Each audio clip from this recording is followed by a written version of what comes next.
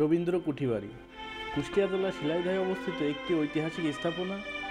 এটি বিশ্বকবি রবীন্দ্রনাথ ঠাকুরের সঙ্গে ঘনিষ্ঠভাবে সম্পর্কিত।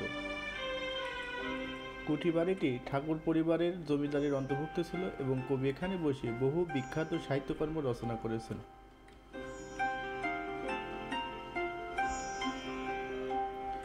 রবীন্দ্রনাথ ঠাকুর তার জমিদারির কাজ তদারকি করতে শিলাইদহে বসবাস করতেন। তিনি 1891 থেকে 1901 সালের মধ্যে নিয়মিত শিলাইদহে আসতেন এবং এখানে গীতাঞ্জলি সহ তাকে অনেক বিখ্যাত কবিতা ও গান রচনা করেন।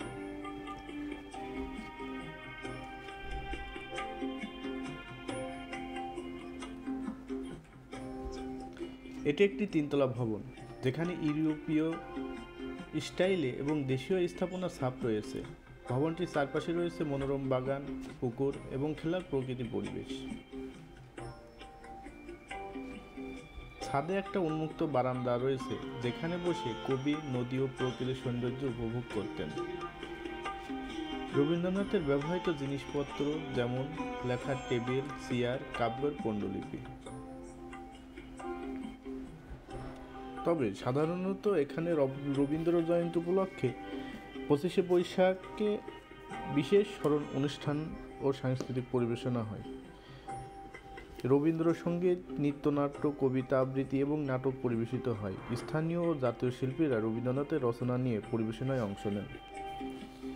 শিলাইদহে রবীন্দ্র কুঠিবাড়ি মেলা একটি বার্ষিক উৎসব যা রবীন্দ্রনাথ ঠাকুরের স্মৃতি এবং তার সাহিত্যকর্ম উদযাপন করতে আয়োজিত হয়। এটি মূলত তার জন্ম জয়ন্তী বা মৃত্যুবার্ষিকী উপলক্ষে অনুষ্ঠিত হয় এবং বাঙালির সংস্কৃতি, সাহিত্য ও ঐতিহ্যের প্রতি শ্রদ্ধা নিবেদন করে।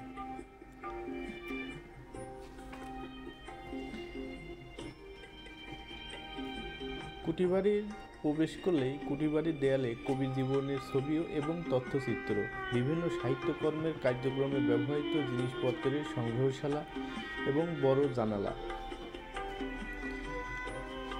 ভিতরে গেলেই পাবেন লেখার টেবিল, চেয়ার ও কাব্যের পাণ্ডুলিপি। রবীন্দ্র কুঠিবাড়ি শুধু একটা জমিদারি বাড়ি নয়, এটি বাংলা সাহিত্য ও সাংস্কৃতিক একটি অমূল্য অংশ। এখানে বসেই রবীন্দ্রনাথ ঠাকুর তার সাহিত্যকর্মের মাধ্যমে বিশ্ববাসীর মন জয় করেছেন। এটি কুষ্টিয়া শহর থেকে প্রায় 15 কিলোমিটার দূরে, যা সড়ক পথে সহজেই পৌঁছানো যায়। এটি রবীন্দ্র ভক্ত এবং ইতিহাসপ্রেমীদের জন্য একটি গুরুত্বপূর্ণ স্থান।